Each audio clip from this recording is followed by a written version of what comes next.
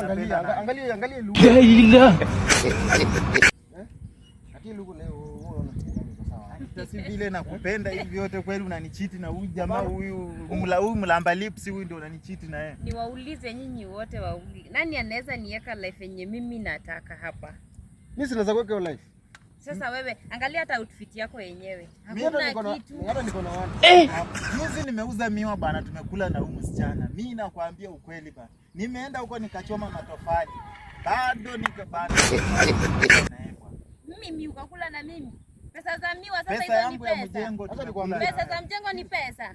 Sikiza, mimi niko na ka ofisi kangu kadogo pale hivyo ya kuuza cereal. Hiyo si itakuweka vizuri. Sasa hizi chocha zenyu ndio staki. Hapana. Huyu jamaa kuna kitu anaweza. Huyu jamaa kuna kitu anaweza huyu. Mimi nakwambia ile kitu siku hapa kweli bana. Sasa unaenda ukikuja utuambie, lakini hata wewe naye nini? Wewe kwani unaulizana nini? Huyu jamaa kwa nini? Huyu jamaa anataka nini? Huyu jamaa anataka nini? Bana check. Huyu dem mimi nampenda na roho yangu yote bana. Lakini msipigane juu ya wasichana. Tafadhali.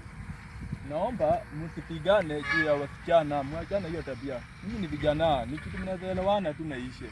Tafadhali, mwachane nayo. Naomba. Mimi kama mzee wa heshima. Unasikia? Iko sawa Magomere vile unasema, mzee wetu Magomere vile unasema inakuelewa. Lakini pia jaribu pia kwa ngoja sana. Wawili. Hii nguvu mlikuwa mnapigana. Mngetafuta pesa. Mngeenda na huyu msichana. Wanda sasa. Mtawezana na huyo. Huyo ako na pesa, mtawezana na yeye. Mtawezana na yeye.